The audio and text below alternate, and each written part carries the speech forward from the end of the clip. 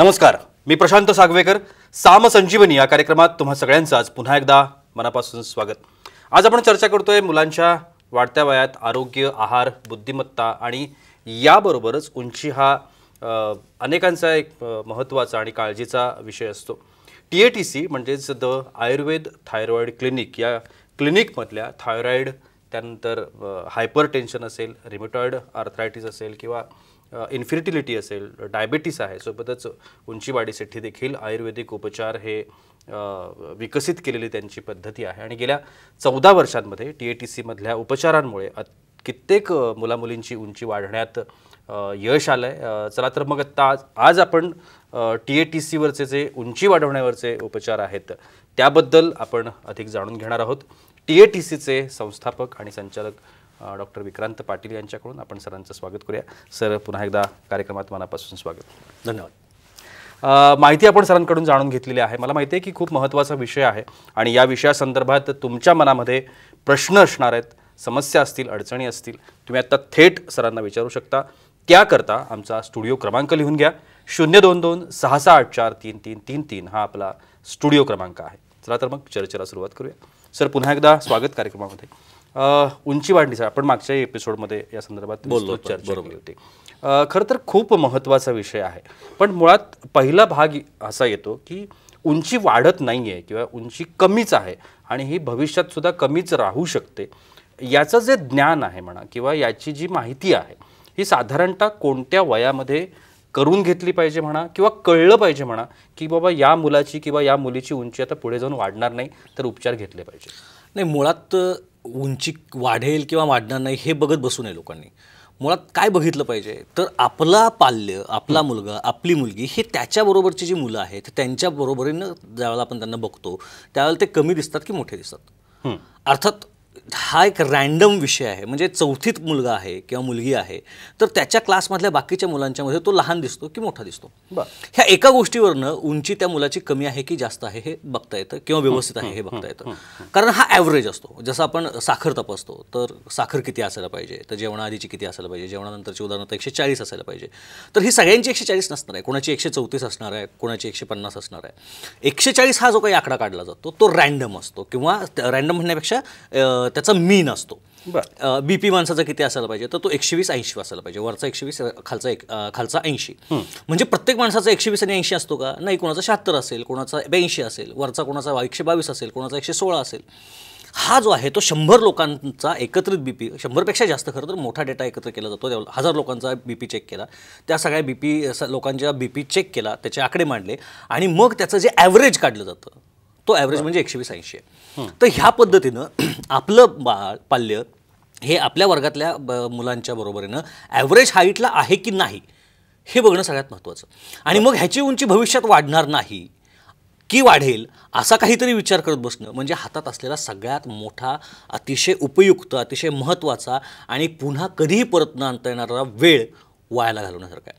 म्हणजे तुम्ही जर म्हटलं की नाही आता ठीक आहे, आता हा लहान आहे पण काही दिवसांनी वाढेल आणि तो नाही वाढला तर त्यावेळेला गेलेली वेळ परत येत नसते. आणि म्हणून आज उंची कमी वाटतेय ज्या दिवशी. मी तुम्हाला एक छोटी गंमत सांगतो प्रशांत. प्रभू रामचंद्रांना ज्यावेळेला वनवासात जायची किंवा वानप्रस्थाश्रम संन्यास घ्यायची इच्छा झाली त्यावेळेला त्यांनी त्यांच्या राजगुरूंना विचारलं की महाराज संन्यास घेण्याची योग्य वेळ कुठली? तर त्यांनी सांगितलं, वशिष्ठांनी सांगितलं की रामा, संन्यास घ्यायची वेळ नसते, संन्यास घ्यायचा क्षण असतो.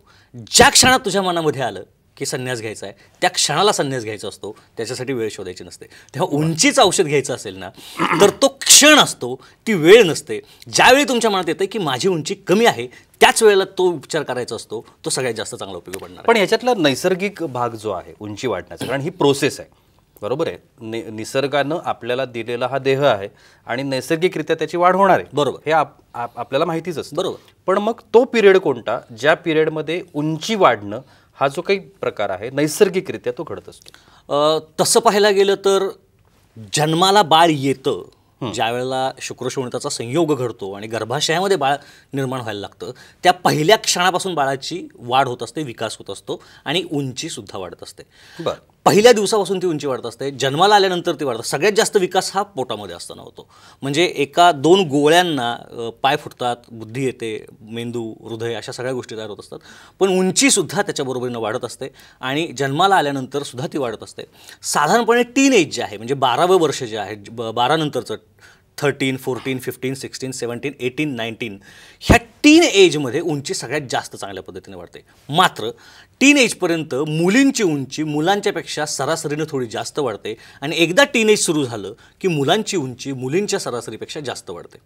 बरं. पण गंमत अशी आहे, मी जसं मागाशी म्हटलं की वाढ ही चालूच असणार आहे टिल द एज ऑफ 19, 18 आणि मुलींच्यामध्ये अजून 1-2 वर्ष कमी आपण पकडूया. पण ह्या काळामध्ये वाढ ही होणार आहे, फक्त ती वाढ ही बाकीच्यांच्या बरोबर आहे की नाही हे बघणं गरजेचं आहे. म्हणजे साधारणपणे आपण बघितलं तर मुलगा शाळेमध्ये आहे, तो पास होतो आणि पुढच्या वर्गात जाणारच आहे, त्यात काही वादच नाही आहे. आता तर सरकारचे नियम असे आहेत की कुणी नापास होतच नाही आहे. त्यामुळे तो पास होणार आहे, पुढच्या वर्गात जाणार आहे. म्हणजे काय, तर त्याची वाढ होणार आहे, त्याचा विकास होणार आहे, तो पुढच्या वर्गात जाणार आहे. पण तो किती मार्कानं पास झाला पाहिजे हे बघणं गरजेचं आहे. म्हणजे उंची त्याची वाढत राहणार आहे, पण ती उंची ही वर्षाला 1 सेंटीमीटरनं वाढतीये का अर्धा सेंटीमीटरनं वाढते हे महत्त्वाचं आहे. जर त्याची उंची त्याच्या वयाच्या बरोबरीनं बाकीच्यांच्या कंपॅरिझनमध्ये जर कमी वाढत असेल तर तुम्हाला त्या मुलाला औषधं देण्याची किंवा उपचार करण्याची नितांत गरज आहे. कारण दरवर्षी जो अर्धा सेंटीमीटरनं मागे पडेल किंवा पाव सेंटीमीटरनं मागे पडेल, तो 4 वर्षामध्ये 4 सेंटीमीटरनं किंवा 2 सेंटीमीटरनं मागे पडलेला असेल. असं करत करत ज्या दिवशी त्याचं वय उंची वाढायचं थांबेल त्यावेळेला तो बाकी सगळ्यांच्यापेक्षा कुठेतरी 4-6 इंच कमी असू शकेल किंवा ती 2-3 इंच कमी असू शकेल. हा फॅक्टर महत्त्वाचा आहे आणि त्यामुळे लक्षात आल्या आल्या ट्रीटमेंट हे सगळ्यात उपयोगाचं असणार आहे. अनुवंशिकतेचा किती परिणाम असतो? अनुवंशिकतेचा फरक हा 80% आहे. म्हणजे आईवडिलांची जर उंची कमी असेल, म्हणजे असं होतच नाही ना की आईवडील दोघंही 6 फूट आहेत आणि मुलगा 4 फूट आहे, असं होतच नाही. किंवा आईवडील दोघं 4 फूट आहेत आणि मुलगा 6 फूट आहे, असं होतच नाही. त्यामुळे आईवडिलांकडूनच सगळ्या गोष्टी येत असतात. मातृचे भाव, पितृचे भाव हे मुलांमध्ये येत असतात आणि त्यामुळं अर्थातच आईवडिलांची जर उंची कमी असेल तर मुलाची उंची कमी राहते. बरं, फक्त आईवडिलांचीच कमी असायला पाहिजे असं नाही आहे. प्रत्येक वेळेला लक्षात घ्या, DNA हे खूप कॉम्प्लेक्स स्ट्रक्चर आहे. म्हणजे घरी आणलेला भेळीचा पुडा, त्याच्यावरचा दोरा काढायचा आणि तो असा असा असा असा करायचा आणि नंतर तो परत जेव्हा आपण काढायला जातो ना, तो DNAचा एवढं गुंतागुंतीचं स्ट्रक्चर ते DNAचं असतं. हा DNAचं स्ट्रक्चर त्याच्यामध्ये वडील आहेत समजा आणि त्यांचा मुलगा आहे किंवा मुलगी आहे, तर त्याच्या मुलामध्ये सगळेच्या सगळे गुण हे वडिलांचेच असतात असे नाही आहे. त्याच्या वडिलांच्या बहिणीचे म्हणजे आत्याचे, काकाचे, आजीचे, आजोबांचे, ह्या सगळ्यांच्या DNAतून वडिलांचा DNA तयार झालेला आहे. त्याच्यातून DNA काही भाग प्रकारात आत्याचा तयार झालेला आहे, काकाचा तयार झालेला आहे आणि त्यातलाच काही भाग मुलाच्या DNAमध्ये सुद्धा असणार आहे. त्यामुळं प्रत्येक वेळेला आई वडीलच लहान असायला पाहिजेत अशातला भाग नाही आहे. कधी कधी काकावरती मुलगा जातो आणि म्हणून मुलाची उंची कमी असते, आत्यावरती मुलगी जाते म्हणून तिची उंची कमी असते, असा फॅक्टरसुद्धा असू शकतो. त्यामुळे जेनेटिकमध्ये बघताना फक्त आई वडील एवढंच बघू नये, तर आजी आजोबा दोन्हीकडच्या, आईकडच्या आईचे आईवडील, वडिलांचे आईवडील, आईच्या बहिणी, आईचे भाऊ, वडिलांच्या बहिणी आणि वडिलांचे भाऊ, ह्या सगळ्यांचा एकत्रित विचार करावा. त्यात एखादा जरी माणूस आपल्याला सापडला की बाबा हा लहान आहे आणि आपलं बाळ लहान आहे, आपला मुलगा लहान आहे, आपली मुलगी लहान आहे, तर त्यावेळेला लगेचच्या लगेच विचार झाला पाहिजे की ह्याच्यासाठी भविष्यामध्ये आपल्याला उंचीची गरज लागणार आहे आणि म्हणूनच लगेचच ट्रीटमेंट करायला क्षण शोधला पाहिजे, पकडला पाहिजे. वाढ महत्त्वाचा किंवा विकास महत्त्वाचा? विकास महत्त्वाचा. काय गंमत अशी आहे ना की वाढ ही खूप होत असते आणि आजकाल तर वाढ खूप लोकांच्यात होते. म्हणजे आपण जर बघितलं तर वाढ होणं हा प्रकार पाश्चात्य देशांमध्ये खूप मोठ्या प्रमाणावरती आहे, ज्याला आजकाल ओबेसिटी असं आपण म्हणतो. वाढ ही कशी असू शकते, ती व्हर्टिकल असू शकते, हॉरिझॉन्टल असू शकते. विकास तो नाही आहे. विकास म्हणजे काय, विकासाच्या नावानं आजकाल खूप वेगवेगळ्या गोष्टी चालल्या, त्यामुळे तिकडे आपण जायला नको. पण खरा विकास मुलांचा जो होत असतो, मी जसं मगाशी म्हटलं तसं गर्भाशयामध्ये खऱ्या अर्थाने विकास होत असतो. त्याच्यानंतर जी होत असते ती वाढ आणि विकास हा काही प्रमाणामध्ये असतो. पण खरा अभिप्रेत, आयुर्वेदाला जो अभिप्रेत भाग आहे, आयुर्वेदाला जी किंवा TATCला जी अपेक्षित गोष्ट आहे किंवा TATCच्या उपचारांनी काय होतं, तर आम्ही म्हणतो की विकास होतो. कारण ज्यावेळेला आम्ही ह्याचे पेशंट येतात, उंचीचे पेशंट येतात, त्यावेळेला तो आला, त्याची उंची मोजली आणि त्याला औषधं दिली असं करत नाही. आम्ही त्याच्या फॅमिली हिस्ट्री आधी विचारतो, आई वडील आत्या, मी आत्ता जे पॉईंट सांगितले ते सगळे आम्ही बघतो. मुलाचा जन्म बरोबर 9 महिने भरलेल्यानंतर झाला आहे की त्याच्या आधी झाला आहे, प्रीमॅच्युअर बेबी आहे का ह्याचा विचार करतो. अंगावरती त्या बाळाला किंवा त्या पेशंटला अंगावरती दूध प्यायला मिळालं होतं का नव्हतं, जन्माला आल्यानंतर तो लगेच रडला, तो किंवा ती लगेच रडली होती का नव्हती, ह्या गोष्टीचा विचार केला जातो. लहानपणापासून आत्तापर्यंत वारंवार कुठल्या आजारी पडला होता का, त्यातले काही स्पेसिफिक डिसीजेस आहेत त्यांच्याविषयी चौकशी केली जाते. हे सगळं झाल्यानंतर त्या पेशंटची उंची, वजन, कंबर, हिप्स, त्यानंतर मिड आर्म हा भाग हा तपासला जातो. डोक्याचा सर्कम्फरन्स आम्ही घ्यायला सुरुवात केलेली आहे, कारण ज्याला TATCमध्ये उंचीची औषधं दिली जातात, आम्हाला अपेक्षित असतं की ह्याची वाढ नाही, ह्याचा विकास व्हायला पाहिजे. त्यामुळे पहिल्या महिन्यानंतर, दुसऱ्या महिन्यानंतर आणि तिसऱ्या महिन्यानंतर ज्यावेळेला आपण त्या मुलाची उंची परत मोजतो, त्यावेळेला आपण त्याचं कंपॅरिझन हे पहिल्या वजनाशी, उंचीशी आणि आत्ता मी जे काही पॅरामीटर्स सांगितले त्या सगळ्या पॅरामीटर्सशी करतो. त्याच्याबरोबर आम्ही त्यांचा BMI चेक करतो, बॉडी मास इंडेक्स जो आहे तो चेक करतो, व्हिसेरल फॅट जी आहे, शरीरामध्ये असलेले अनावश्यक फॅट्स जे आहेत त्या बघतो, मसल्स चेक करतो.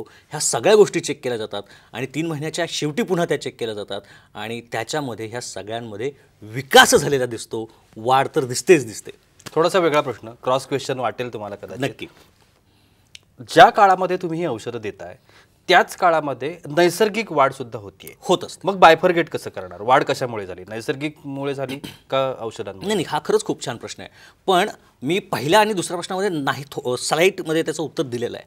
म्हणजे गेल्या वर्षामध्ये ह्या मुलाची उंची साधारणपणे 143 सेंटीमीटर होती, आज ती 144 सेंटीमीटर आहे एका वर्षानंतर. आणि जर ह्या महिन्यामध्ये एका महिन्यामध्ये जर ती 1 सेंटीमीटरनं वाढली तर हा सरळ सरळ लगेच लक्षात येणारा मुद्दा आहे. म्हणजे वाढीचं प्रमाण ठरलेलं असतं, TATC त्या प्रमाणाला प्रम्पोगेट करतं, प्रमोट करतं, स्पीडअप करतं आणि त्यामुळं उंची जास्त चांगल्या पद्धतीने वाढते आणि ती लगेच लक्षात येते.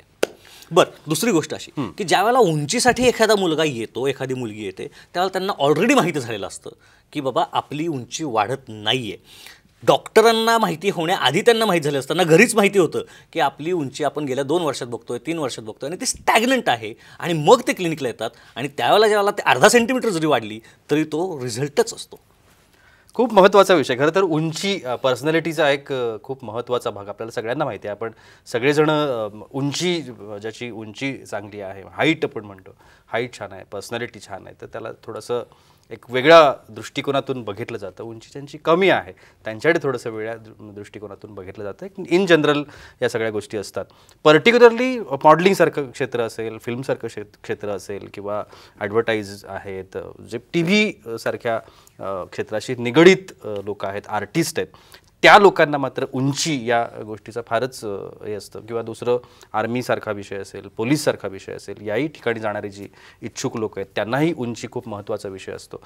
त्यामुळे या सगळ्या संदर्भात जर तुम्हाला काही अडचणी असतील, समस्या असतील आणि वाटत असेल की माझ्या मुलाची किंवा मुलीची उंची वाढत नाही आहे, कमी आहे आणि त्याकरता सपोर्टिव्ह म्हणून काहीतरी असायला हवं, तर तुम्ही निश्चित डॉक्टर विक्रांत पाटील यांना भेटू शकता. त्यांचे सगळे नंबर आत्ता TV स्क्रीनवरती सुरू आहेत.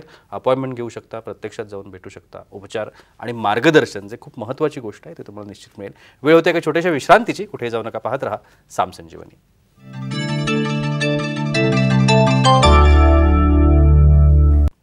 सामसंजीवनीमध्ये विश्रांतीनंतर तुम्हा सगळ्यांचं पुन्हा एकदा मनापासून स्वागत. उंचीवाढीविषयी आपण चर्चा करतोय, TATCचे उपचार आपण जाणून घेतोय आणि डॉक्टर विक्रांत पाटील आपल्याला मार्गदर्शन करत आहेत. सर, आत्ता आपण खूप महत्त्वाच्या विषयावरती चर्चा केली. आता औषधं जे आपण म्हणतो, आयुर्वेदिक औषधं, नेहमी असं होतं की त्या औषधांचा परिणाम जो आहे हा आपण एका गोष्टीसाठी खरं तर औषधं घेत असतो, पण इतरसुद्धा त्याचे काही पॉझिटिव्ह परिणाम आपल्या दिसून येतात शरीरावरती. उंचीवाढीची जी काही औषधं आपण घेतो, गोळ्या असतील म्हणा किंवा चूर्ण असतील म्हणा किंवा अजून काही, तर याचा काही वेगळा परिणाम किंवा वेगळे इफेक्ट्स, चांगले आपण म्हणूया, ते शरीरावर दिसतात, होतात. म्हणजे आता गंमत बघूया आपण की आधुनिक शास्त्रामध्ये गेलात आणि तुम्ही पेन किलर घेतलीत तर त्या पेन किलरचा परिणाम असा होतो की त्या पेन किलरचा परिणाम म्हणून पेन थांबतं आणि ॲसिडिटी होते. मग त्या ॲसिडिटी घालवण्यासाठी तुम्ही अँटासिड घेतलं की ॲसिडिटी कमी होते आणि अपचन सुरू होतं. त्याचा परिणाम म्हणून काही लोकांचं पोट चांगलं साफ व्हायला लागतं, ज्यांना आधीच अजीर्ण असतं त्यांना ते लवकर साफ होऊन जातं. त्याच्या दुसरा परिणाम म्हणून मग त्यांचं व्हिटॅमिन D कमी व्हायला लागतं. व्हिटॅमिन D कमी झालं म्हणून त्यांचं कॅल्शियम कमी व्हायला लागतं. कॅल्शियम कमी झालं म्हणून त्यांची हाडं दुखायला लागतात. हा आयुर्वेदाचा भाग असं आयुर्वेदामध्ये कधीच होत नाही. आयुर्वेदामध्ये काय होतं तर आयुर्वेदामध्ये खले कपोत न्याय, क्षीरदधी न्याय असे हे सांगितलेले आहेत. म्हणजे दुधापासून तूप जसं तयार होत जातं त्या पद्धतीनं शरीरामध्ये एक एक धातू तयार होत असतात. रसापासून रक्त, रक्तापासून मांस, मांसापासून मेद, मेदापासून अस्थि, अस्थिपासून मज्जा, शुक्र असे तयार होत असतात. म्हणजे ज्यावेळेला उंची वाढवायची आहे आणि अस्थि वाढवायचं आहे त्यावेळेला असं होणार नाही आहे ना की हे आपलं हाड आहे आणि टाकलं आतमध्ये आणि वाढली उंची, असं नाही होणार आहे. आणि म्हणूनच ज्या वेळेला आपण आयुर्वेदिक पद्धतीनं TATCमधून उंची वाढण्याची औषधं दिली जातात त्यावेळेला त्याच्या सर्वांगीण विकास होत असतो. रसाची वाढ चांगल्या पद्धतीने होते, रक्ताची होते, मांसाची होते, स्नायूंची, मांसाची म्हणतोय मी, स्नायूंची म्हणतोय, फॅट्स नाहीत, आणि त्यानंतर ती अस्थिची होते. ह्या सगळ्या गोष्टींमध्ये मुलींचे केस गळायचे कमी होतात, शारीरिक थकवा जो वाटत असतो त्यांना कंटिन्युअसली तो कमी होतो, एक अनुत्साह जो असतो मुलांच्यामध्ये बऱ्याच वेळेला तो कमी होऊन जातो, पचन सुधारून जातं, हाडांची लांबी वाढते, हाडांचा मजबूती वाढते, लांबी वाढते, म्हणून उंची वाढते. ह्या सगळ्या गोष्टी एका ट्रीटमेंटच्या बरोबर होत असतात. म्हणूनच मगाशी ज्यावेळेला मी तुम्हाला सांगितलं वाढ आणि विकासचा प्रश्न ज्यावेळेला तुम्ही मला विचारला होता त्यावेळेला मी असं म्हटलं की आम्ही विकास करतो TATCमध्ये, आणि म्हणून आपण त्याची कंबर, हिप्स आहेत, त्यानंतर छाती, दंडाचा मधला भाग, ह्या सगळ्या गोष्टींची, हाडांची लांबी, ह्या सगळ्या गोष्टी आपण आता मोजायला सुरुवात केलेली आहे. कारण त्याच्यामधून लोकांना तुम्ही ट्रीटमेंट एकासाठी घ्यायला आलेला आहात, आम्ही तुम्हाला त्याच्यावरती 10 गोष्टी चांगल्या अजून देत आहोत, हे लोकांनाही लक्षात येतं त्याच्यामुळे. आणि अर्थातच एका डॉक्टरला एखाद्या पेशंटला बरं केल्यानंतर त्याला जास्तीत जास्त रिझल्ट दिल्यानंतर जे समाधान असतं ते समाधान खूप वेगळं असतं. ते समाधान आम्हालाही मिळतं, पेशंटलाही मिळतं. लाईफस्टाईल असेल, जेवणा खाण्याच्या वेळा असतील, काय खातो काय नाही ह्या गोष्टी असतील, या सगळ्या गोष्टींचा परिणाम असतो उंचीवाढीवरती. उंचीवाढीवरती काही प्रमाणात ह्याचा परिणाम होतो, नाही असं नाही आहे. म्हणजे काय होतं ना की लाईफस्टाईल जी आहे ना त्याचा शरीरातली कुठलीच घटना अशी नाही आहे ज्याच्यावरती परिणाम होत नाही.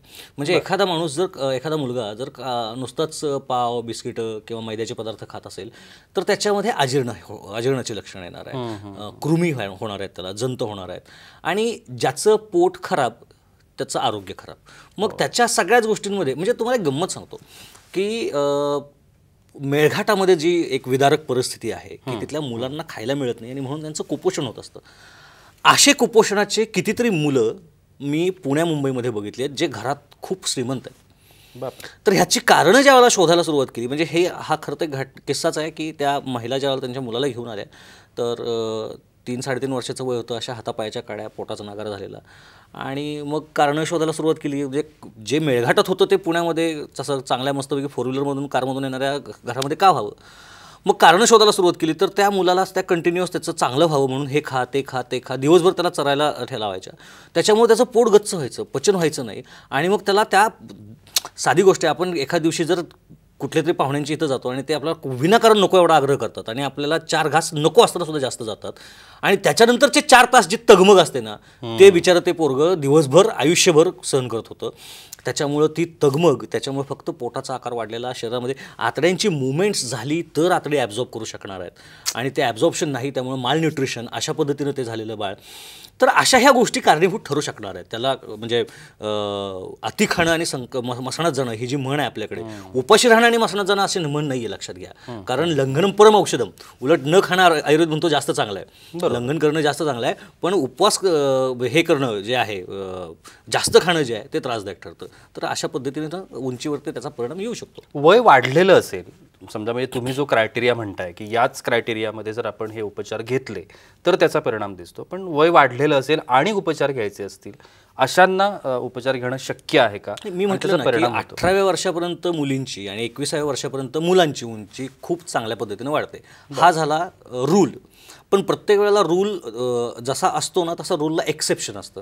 म्हणजे हॅरी लाबाना मी मागच्या कार्यक्रमामध्ये पण सांगितलं होतं, वयाच्या 23व्या वर्षी उंची त्याची 6 फूट 2 इंचावरून 6 फूट 5 इंचावरती गेली. एवढी उंची वयाच्या 23व्या वर्षी वाढू शकते. मुलींच्यामध्ये एका मुलीची 20व्या वर्षी आपण उंची वाढवलेली होती, हे मी मागच्या वेळेला पण सांगितलं, जी अक्षरशः अतिशय कुपोषित पद्धतीची दिसत होती आणि तिची 20व्या वर्षी उंची वाढली. म्हणजे असं होत नाही ना. मी मागच्या वेळेला जे म्हटलं तसं आज 18वा वाढदिवस आहे, मग आज संध्याकाळी 11:59 मिनिटापर्यंत उंची वाढणार, 12 वाजले खट दिवशी आकडा आला 12वरती आणि आता तुमची उंची वाढणार नाही, असं होत नसतं. It's a slow process. मग प्रत्येकाच्या मध्ये ती वेगवेगळ्या पद्धतीने होत असते. मग काहींच्या मध्ये ती चांगल्या पद्धतीने होत असते, काहींच्या मध्ये ते कमी पद्धतीने होत असते. मुळात मुद्दा काय आहे की जर तुम्ही हा चान्स घेतलात तर तो तुम्हाला चान्स आहे. म्हणजे जर ज्या दिवशी तुम्ही TATC मध्ये येता आणि म्हणता की मला एक प्रयत्न करायचा आहे, तो प्रयत्न जर तुम्ही केलात तर there are some chances even your age bar, तुम्ही तुमचं एज जरी निघून गेलेलं असलं तरी तो तुम्हाला प्रयत्न केल्यानंतर 1% तरी काहीतरी मिळेल. पण जर तुम्ही नाही केलं तर मात्र तुमच्याकडचे चान्सेस हे 0% आहेत, तुमची उंची नक्कीच वाढणार नाही आहे. सो त्या 1% चान्ससाठी सुद्धा प्रयत्न करणारे खूप असतात. आता परवा माझ्याकडे क्लिनिकला 23 वर्षाची मुलगी येऊन गेली. मी तिला पहिल्यांदाच सांगितलं की बाळा, म्हटलं 23व्या वर्षी उंची वाढेल की नाही मला माहीत नाही. ते म्हणजे मला प्रॉब्लेम नाही आहे, मला चान्स घ्यायचा आहे, आय वॉन्ट टू ट्राय. त्यामुळं चान्स घेतला म्हणजे ऑपरेशन करताना डॉक्टर सांगतात की ऑपरेशन केलं तर 10% गॅरंटी आहे, पण नाही केलं तर 0% आहे. मग 0%पेक्षा 10% हे कधीही चांगलं आहेत ना. बरोबर. तर ह्याच पद्धतीनं उंची वाढण्यासाठी म्हणजे आमचे चरकाचार्य जे आहेत ते म्हणतात की वैद्यानं रुग्णाच्या कंठामध्ये प्राण असेपर्यंत त्याचा जीव वाचवण्याचा प्रयत्न करावा. तसं जोपर्यंत आपल्याला शक्य आहे तोपर्यंत उंची वाढवण्याचा प्रयत्न केला पाहिजे. सगळ्यात महत्त्वाचं, वेळ असताना जर प्रयत्न केले तर त्याच्यासारखं सोन्यासारखं पिवळं काहीच नाही. निश्चित. अनुवांशिकतेबद्दल आपण मागाशी बोललो. आता जर औषधं घेतली आणि तर त्यांची जी पुढची पिढी आहे त्यांच्या उंच्या वाढतात. म्हणजे समजा एखादा वयाच्या 25व्या वर्षी औषध घ्यायला आला, ज्यावेळेला त्याची उंची वाढणार नाही हे कन्फर्म झालेलं आहे, आता नाहीच वाढणार त्यानं काही केलं तरीसुद्धा, अशा वेळेला जर त्याने औषध घेतलं तर त्यांच्या पुढच्या पिढीमध्ये उंची वाढायला उपयोग पडतो. एवढ्या जेनेटिक लेवलवरती आयुर्वेदिक औषधं कामं करतात. शुक्रशोधन कषाय नावाचं एक औषध आलेलं आहे. म्हणजे शरीरातला जो शुक्रधातू आहे त्या शुक्रधातूच्या इम्प्रूव्हमेंटसाठी आणि म्हणूनच बरेचसे जेनेटिक डिसऑर्डर्स जे आहेत ते पुढे यायचे आपल्याला टाळता येतात. हे सगळं शक्य आहे TATCच्या उपचारांमध्ये. निश्चित. खूप छान अशी माहिती आज विक्रांत सरांनी आपल्याला दिलेली आहे आणि मला वाटतं की आयुष्यातला महत्त्वाच्या टप्प्यावरती महत्त्वाचे उपचार करून घेणं ही खूप महत्त्वाची गोष्ट आहे. त्यासाठी निमान मार्गदर्शन करून घेणं किंवा माहिती मिळवणं की हे काय आहे आणि याच्यावरती हे उपचार घेतल्यानंतर त्याचा काय फायदा होऊ शकतो, कशा पद्धतीनं होऊ शकतो, या सगळ्या संदर्भामध्ये तुम्ही डॉक्टरांना भेटू शकता. डॉक्टर सुषमा पाटील असतील, डॉक्टर विक्रांत पाटील असतील, या सगळ्यांची टीम काम करते, TATCची टीम काम करते. त्यांना भेटू शकता. त्याकरता आत्ता TV स्क्रीनवरती जे नंबर आहेत या नंबरवरती तुम्ही कधीही संपर्क करू शकता. सर, तुम्ही आजच्या कार्यक्रमात आलात आणि एवढी छान माहिती आमच्या प्रेक्षकांना दिलीत त्यासाठी अगदी मनापासून आभार. धन्यवाद. आणि याबरोबरच वेळ होते इथेच थांबण्याची. कुठेही जाऊ नका, पाहत रहा साम TV.